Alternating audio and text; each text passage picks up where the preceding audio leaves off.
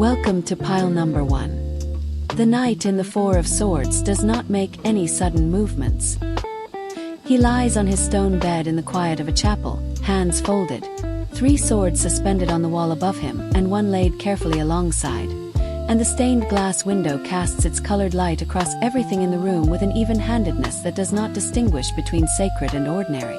This is a place of deliberate withdrawal from the noise of the world, of rest chosen not out of defeat but out of a deep and intelligent understanding that some decisions cannot be forced into clarity, they must be weighted into it. If you chose this pile, that patience is precisely what this question is asking of you. This card does not answer your question with a yes or a no. It does something more useful than that. It asks you to notice what is underneath the question, whether the pull toward home is coming from genuine readiness or from exhaustion, from a clear-eyed sense of what returning would give you or from the particular vulnerability of someone who is tired and needs to rest somewhere familiar. Both of those things are real, and neither of them is wrong. But they point toward different decisions, and the Four of Swords asks you to be still enough with yourself to know which one is speaking. There is something worth sitting with in the chapel setting of this card, the sense of something foundational, something older than your current circumstances, something that has quietly held its ground while your life moved around it. Home has that quality for many people. Whether returning to it is the right step or simply the one your exhaustion is reaching for, only the stillness will tell you. Rest in the question a little longer. The answer is already forming in the quiet.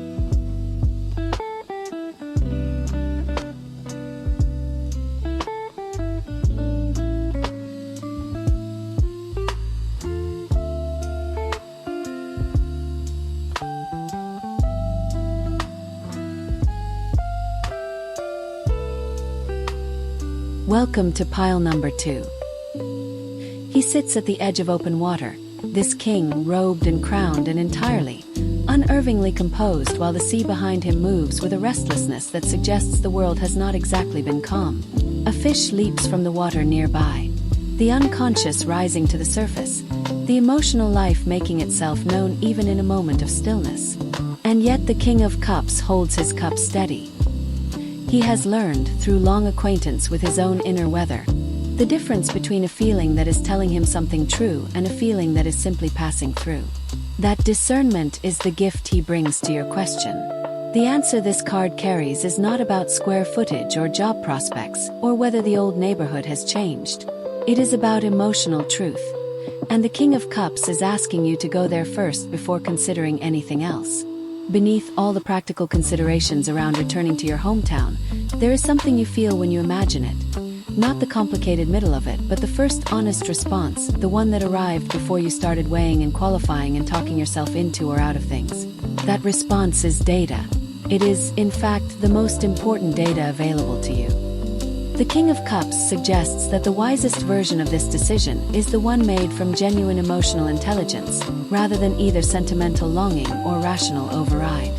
He does not dismiss feelings and he does not drown in them. He holds the cup steady and he asks, what does this actually feel like when I am honest with myself about it? Answer that first, and the rest of the decision will follow with more ease than you might expect.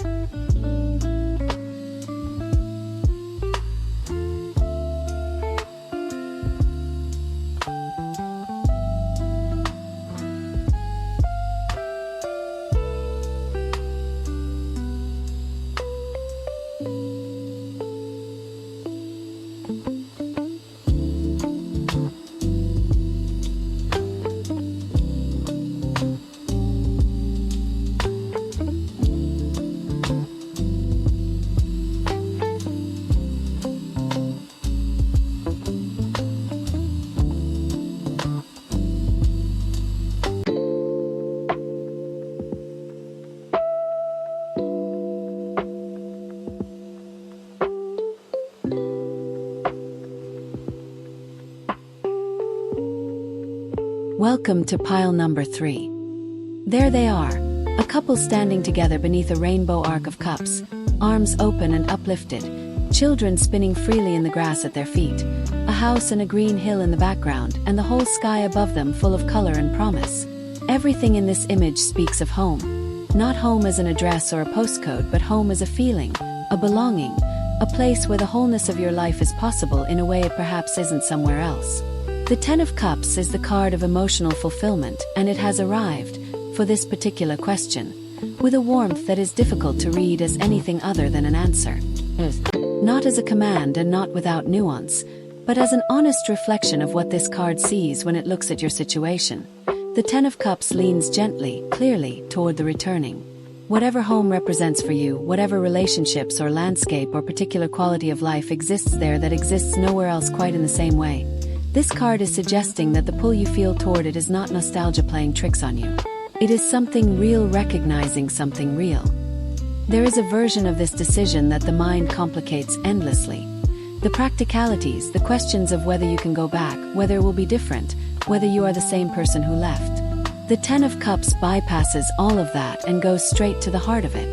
The rainbow in this card does not appear everywhere. It appears where the emotional conditions are right for it. Something in your hometown still holds that light for you. That is worth more than most of the things weighing against it.